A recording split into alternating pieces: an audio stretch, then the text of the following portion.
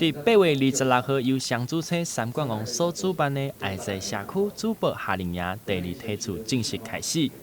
2天的活動以國語到高三的學生為主，活動由連接中心學理陳建春針對地方電視台初步的介紹來扭開序幕。學生有基本的了解了，就開始透過實際課程，熟悉新聞完整的製作過程。看電視就是看影片的主導權是回到消費者的手上。那有線電視怎麼辦？好，那我們也去跟人家異業結盟，所以我們目前的數位機上盒上面也可以看 YT， 然後也可以去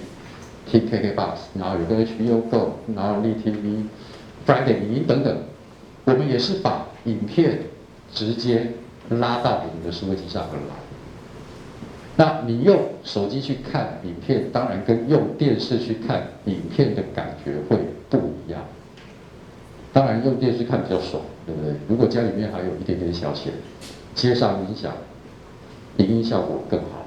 活動的第一天安排學生甲老師透過實際的採訪，在過程中學習採訪的美感，還有在採訪的時陣要安怎有水準的來提問，嘛在上課的過程甲學生要安怎寫出完整的新聞稿。經過實際活動，讓小朋友會用甲老師在上課中所教的內容完整了解。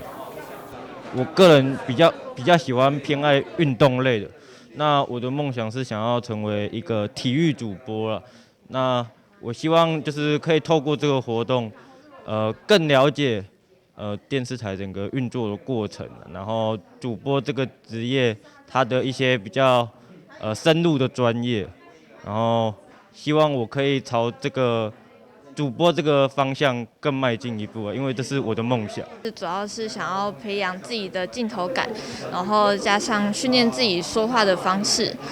然後因為本身是想要做的工作會和鏡頭有點相關，所以也打算趁這種機會多熟悉一些鏡頭感這樣子的。這擺參加主播營的學生嘛，攏有明確的學習目標，希望所有學生會用在這2天內底得到充實佮有寶貴的經驗。台南新聞何超邦劉品言採訪報道。